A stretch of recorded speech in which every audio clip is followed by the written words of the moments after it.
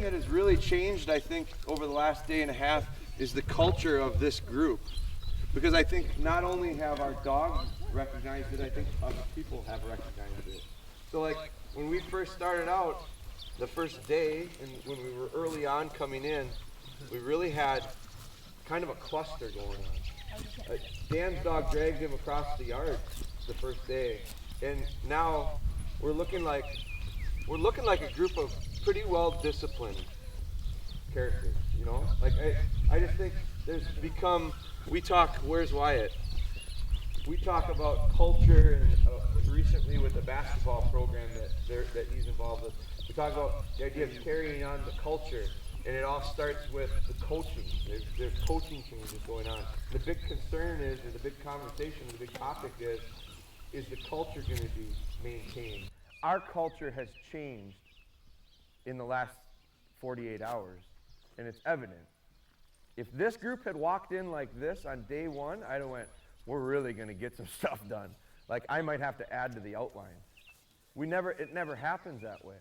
But by the end, I feel like if we decided to go, you know what, we could have another workshop with this exact same group, we would not start in the beginning. We probably would. I shouldn't say that. We would start in the beginning, but we would be through what we cover in these 3 days. We'd be through it by the afternoon on Friday, and Saturday we'd probably be into some new stuff.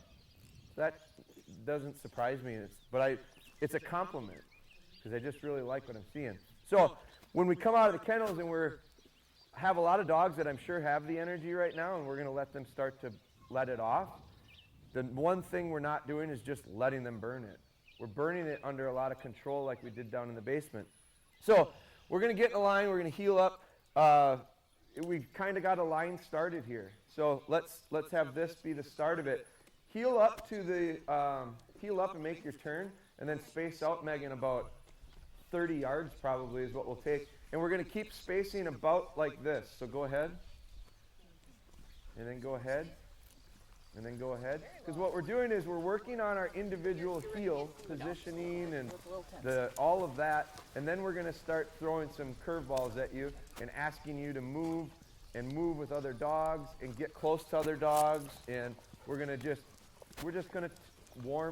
ease into some changing of our dog's situation as far as distractions in the environment. So when I look at this line, I go, boy, this is a pretty nice group of dogs with a pretty good group of handlers. Serpentine. Now what we're going to do, so that was one, you had to think about one thing at a time there. You had to go one dog, and then you got to wait, then you had to go one dog. Serpentine is a variation of this that it's constant motion now. So we've really accelerated into this, and now I'm really going to see some things, likely. So Serpentine now is every other person, you'll go, so we start here, right? We start in the back. Jim starts snaking through. As soon as you get into the one in front, so Jim will snake through, and as soon as he hits Robbie, Owen will go, and as soon as Owen hits Steve, you'll go, and pretty soon we're all going to be in motion. Everyone will be in motion. But then it's interesting. Okay? So the people up here, you got to wait. You got an advantage in the front because you're going to go, I see how this thing is developing. The hardest part right now, Owen's in the toughest spot because he's number 2. So he's got to determine when to go, when to not to go. And so Jim, just start weaving your way through. The other part about this is, now you go good side, bad side, good side, bad side, more tempting, less tempting, more tempting, less tempting, depending on what side your dog is. So Jim, you start us off and just start weaving through.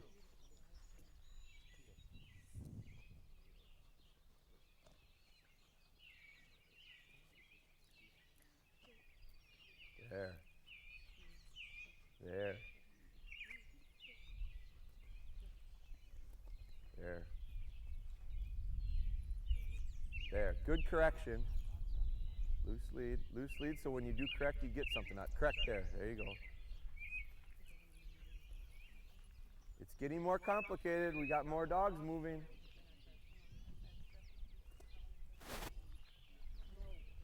That's it. Look at this. Look at Owen with this dog. That's beautiful. The other thing that's interesting is Nick is really showing me his feel for Owen. Nick is being extremely patient with his dog right now to not crowd the dog in front of him. Ellie, keep an eye ahead of you. Don't crowd up. Don't crowd up on the one in front of you. Loose lead, Steve. Whoop, whoop, whoop, we're getting a little jammed up. So this is where you got to feel the person in front of you.